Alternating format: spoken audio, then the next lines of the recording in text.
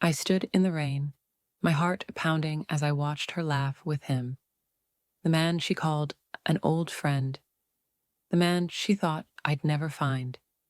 I was folding laundry when Mr. Carter knocked on the door. "Jack, lad," he said, his voice low. "I saw Sarah at the cafe yesterday. She wasn't alone." My hands froze. The cafe was miles away, her favorite spot from college. "Who was with her?" I asked, trying to sound casual. Mr. Carter hesitated.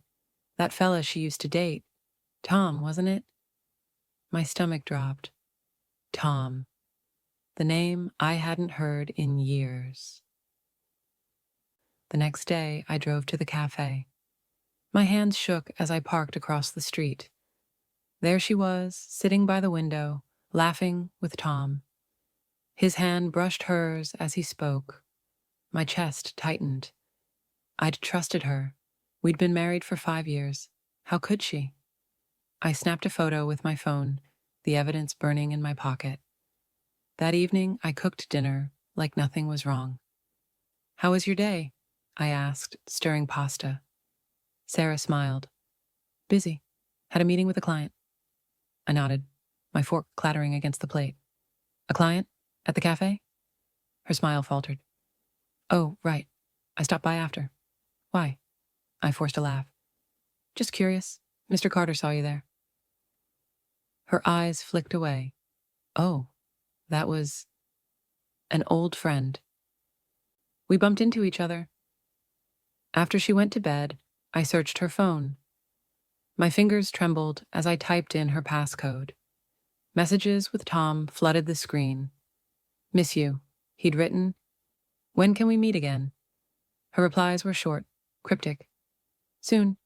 Be patient." I felt sick. How long had this been going on? I called Lisa the next morning. "I need your help," I said, my voice breaking. She was at my door in an hour, her detective hat on. "Show me everything," she demanded. I handed her the photo and the phone.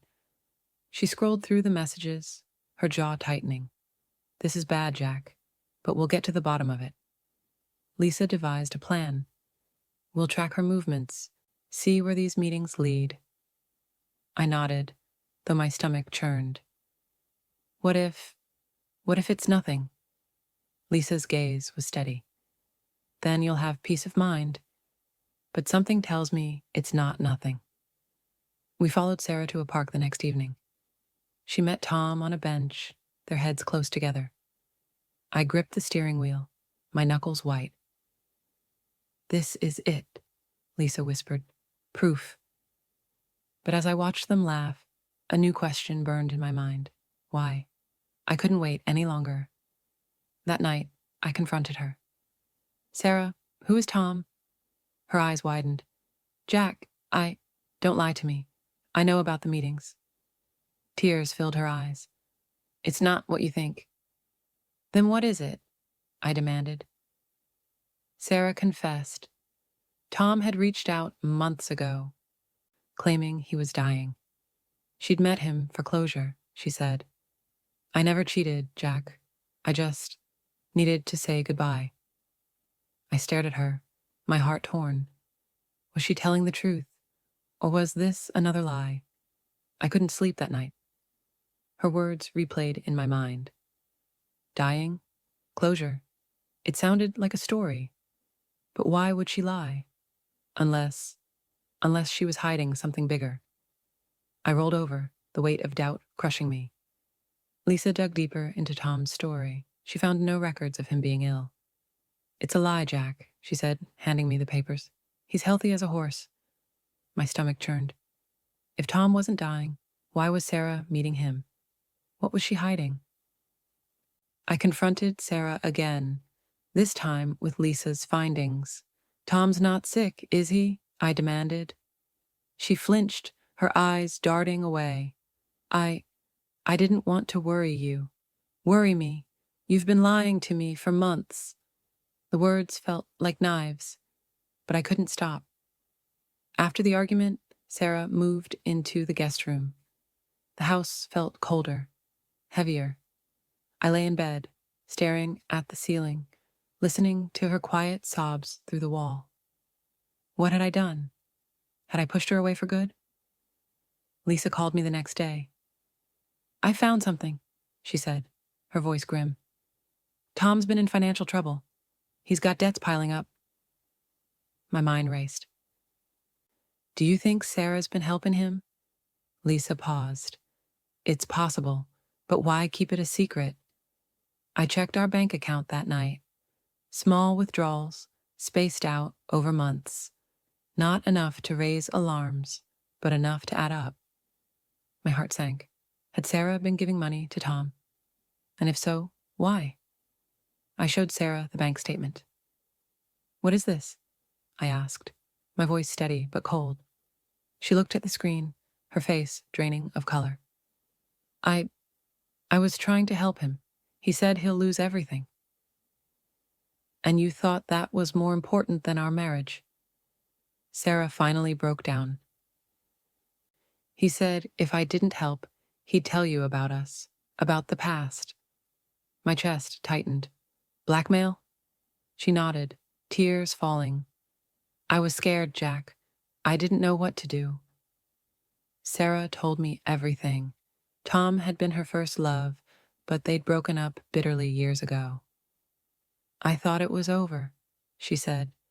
"But when he contacted me, it all came flooding back. The guilt, the mistakes." I sat alone in the backyard that night, the cool English air brushing against my skin. Could I forgive her? Could I trust her again? The questions swirled in my mind, but one thing was clear. I loved her, and love meant fighting for what we had. I called Lisa. "We need to stop Tom," I said. "He can't keep doing this." Lisa nodded. "I'll gather evidence. But Jack, are you sure you want to go down this road? It could get messy." I took a deep breath. "I'm sure." Lisa and I spent days gathering evidence against Tom. She hacked into his emails, uncovering messages where he threatened Sarah. "This is enough to ruin him," Lisa said, her voice grim. I nodded, but my heart was heavy. Ruining him felt like a last resort. But what choice did I have? I arranged to meet Tom at a pub near his office. The rain lashed against the windows as I sat down across from him. "Leave Sarah alone," I said, my voice steady. He smirked. "Or what? You'll tell everyone I'm a blackmailer?" I slid the printed emails across the table. "I already have." Tom's face turned red. "You think this is over? You've got no idea what I'm capable of." I leaned in, my voice low. "Try me. I'll make sure you never bother her again." He glared at me, but said nothing. For the first time, I saw fear in his eyes. Tom stopped contacting Sarah, but the damage was done. She was a shadow of herself, guilt and shame weighing her down. "I'm so sorry, Jack," she said one night, her voice barely above a whisper. "I never meant to hurt you." We started couples therapy. The first session was brutal. "You both have trust issues," the therapist said, "but if you're willing to work, there's hope." I looked at Sarah, her face streaked with tears. Hope felt like a distant dream, but I was willing to try. We began with small steps. Sarah gave me full access to her phone and bank accounts. I stopped checking them after a week. It felt invasive. She started cooking my favorite meals again, and we took walks in the park like we used to. It wasn't much, but it was something. One night, I woke up in a cold sweat. I dreamed of Sarah and Tom laughing together, her hand in his. I sat up, my heart racing, and looked over at her sleeping peacefully. Guilt gnawed at me. Was I punishing her for my own insecurities? The next morning, I told Sarah about the dream. She pulled me into her arms, her voice soft. "I'm here, Jack. I'm not going anywhere." I held her tightly, breathing in the familiar scent of her hair. For the first time in weeks, I felt a glimmer of peace. A week later, Sarah had to work late. I waited at home, my mind racing. What if she was meeting Tom again? I checked my phone every 5 minutes, my anxiety spiraling. When she finally walked through the door, I realized how much work we still had to do. That night, I apologized. "I'm sorry for doubting you," I said, my voice thick with emotion. She kissed my forehead. "It's okay. I know it's going to take time."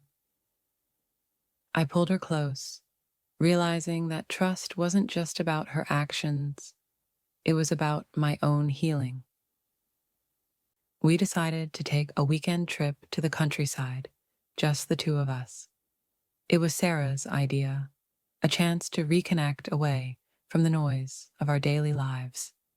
As we drove through the rolling hills of the Cotswolds, I felt a flicker of the old us, but the silence between us was still heavy. We stayed in a cozy cottage with a fireplace and a view of the fields. That night, as the fire crackled, Sarah handed me a letter. "I wrote this for you," she said, her voice trembling. I opened it, my heart pounding. It was filled with apologies, regrets, and a promise to fight for us.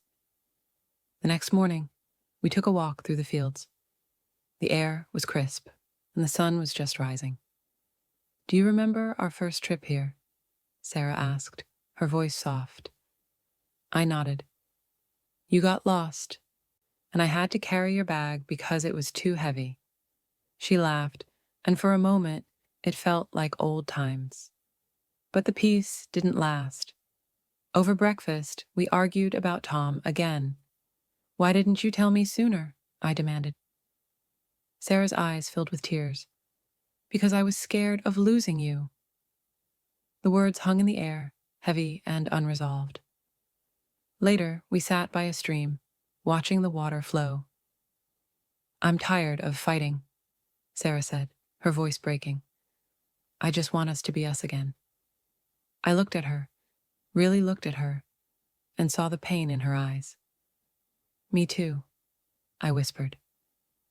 We held each other, the weight of our words sinking in. That night, we made a promise to each other. No more secrets, no more lies. We'd face everything together, no matter how hard it was. As we lay in bed, the fire casting shadows on the walls, I felt a glimmer of hope. Maybe, just maybe, we could fix this. Driving back to England, the car was quiet, but not uncomfortable. Sarah rested her head on my shoulder, and I felt her relax for the first time in weeks. We still had a long way to go, but we were taking it one day at a time. Back home, we fell into a new routine.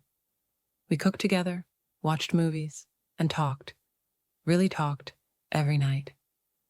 It wasn't perfect, but it was progress. One evening, as we washed dishes side by side, Sarah turned to me. "Thank you for not giving up on us." A few weeks later, Sarah got a call from an unknown number. My heart raced as I watched her answer it. It was her boss, asking about a project. I exhaled, but the suspicion lingered. Trust, I reminded myself, was a process. Our wedding anniversary was coming up. I planned a surprise dinner at our favorite restaurant. When Sarah walked in, her face lit up. "You remembered," she said, her voice soft. I took her hand. How could I forget? At dinner, Sarah handed me a small box. Inside was a watch. Not just any watch, but the one my grandfather had given me, which I'd lost years ago. "I found it in storage," she said, tears in her eyes. "I thought it might mean something to you." I pulled her into a hug, overwhelmed by the gesture. After dinner, we walked along the River Thames. The city lights reflected on the water, and the air was cool. "Do you ever think about how different things could have been?" Sarah asked. I nodded. "All the time. but I also think about how much we've grown. We had dinner with my family the next weekend. Lisa gave Sarah a tight hug. "You've got a good man here," she said, winking at me. My parents were more reserved, but warm. It was a small step, but it felt like a turning point. One evening, while cleaning out the attic, we found an old photo album. Flipping through it, we laughed at pictures of us from early in our relationship.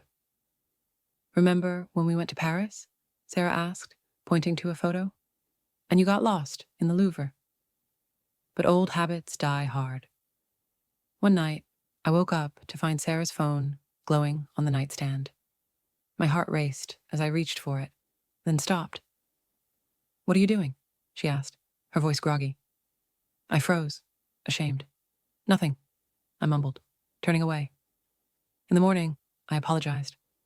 "I'm sorry," I said, my voice heavy with guilt. "I know I need to trust you, but it's hard." Sarah sighed, pulling me close. "I know, and I'm here, Jack. I'm not going anywhere." We signed up for a couples workshop, hoping it would help us communicate better. The first session was awkward, but by the end of the weekend, we'd learned new ways to express our feelings without blaming each other.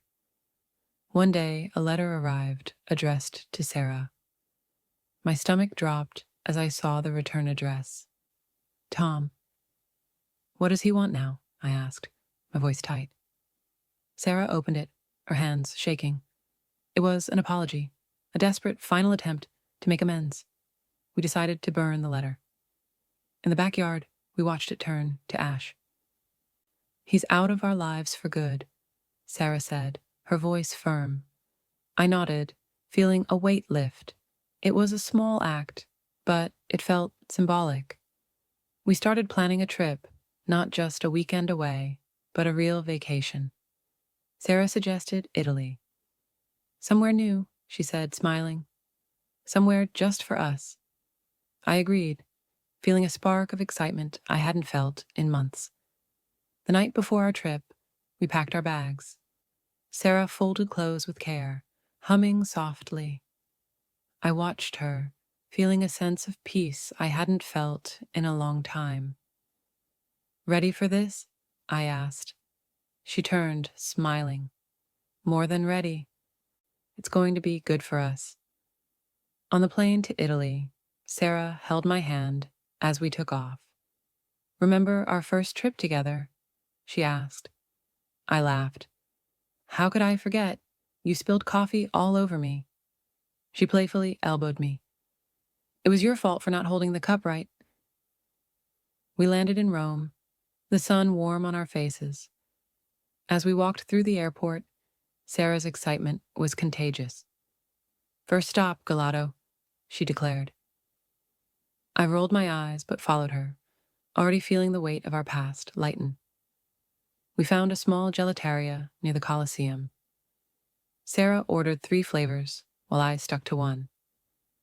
"Live a little," she teased, handing me a spoonful of hers. I laughed, tasting it. "You're right. This is amazing." Walking through the Colosseum, Sarah's hand slipped into mine. "It's incredible, isn't it?" she whispered. I nodded, taking in the history around us. "It is, but not as incredible as you." She blushed, squeezing my hand tighter. That evening, we had dinner at a rooftop restaurant overlooking the city. The food was delicious, but it was the company that made it special. "To us," Sarah said, raising her glass. "To new beginnings." I clinked my glass against hers. "To us." The next day, we got lost trying to find the Trevi Fountain. "I told you to turn left," Sarah said, her voice frustrated. "Well, you weren't very clear," I shot back. We stood on the sidewalk, tension rising. But then we both laughed, realizing how silly it was. When we finally found the Trevi Fountain, it took our breath away. Sarah threw a coin over her shoulder, closing her eyes and making a wish. I did the same, hoping for a future filled with happiness and trust. That night, as we sat on our hotel balcony, Sarah leaned against me. "This trip has been exactly what we needed," she said softly. I wrapped my arm around her. "It has. I feel like we're finally moving forward." Flying back to England, I felt a sense of renewal. The trip had reminded us of who we were, not just as individuals, but as a couple. As we landed, Sarah took my hand. "Home," she said, smiling, "but not the same home we left."